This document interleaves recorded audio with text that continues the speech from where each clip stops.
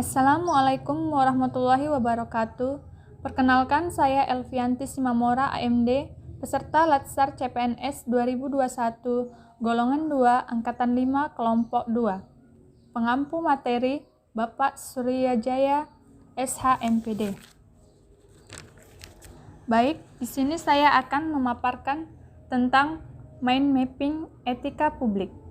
Etika publik dibagi menjadi 2 poin penting. Yang pertama, kode etik perilaku pejabat, dan yang kedua, bentuk-bentuk kode etik dan implikasinya.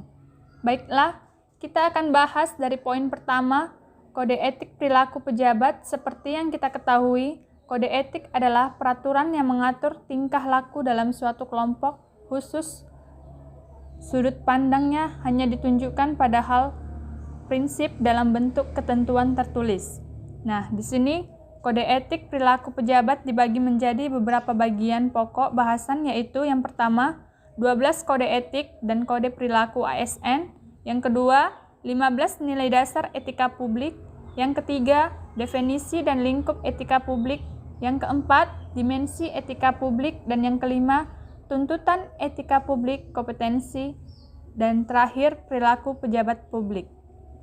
Definisi dan lingkup etika publik dibagi lagi menjadi 3 bagian, yaitu pertama, pelayanan publik yang berkualitas dan relevan. Yang kedua, sisi dimensi reflektif sebagai penimbang dan alat evaluasi. Dan yang terakhir, modalitas etika jembatan antara moral-moral dan tindakan faktual.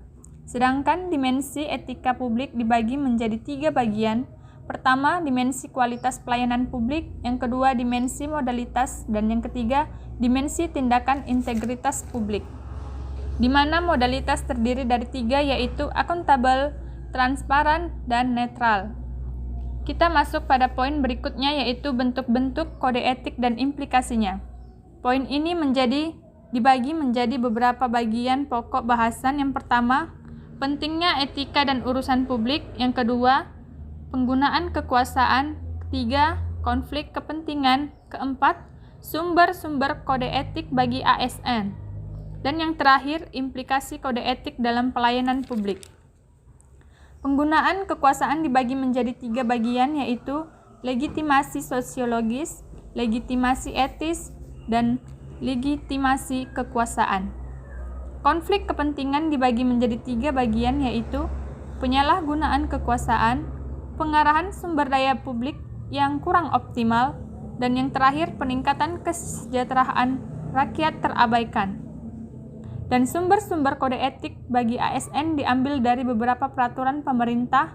Yang pertama, nomor 11 tahun 1959.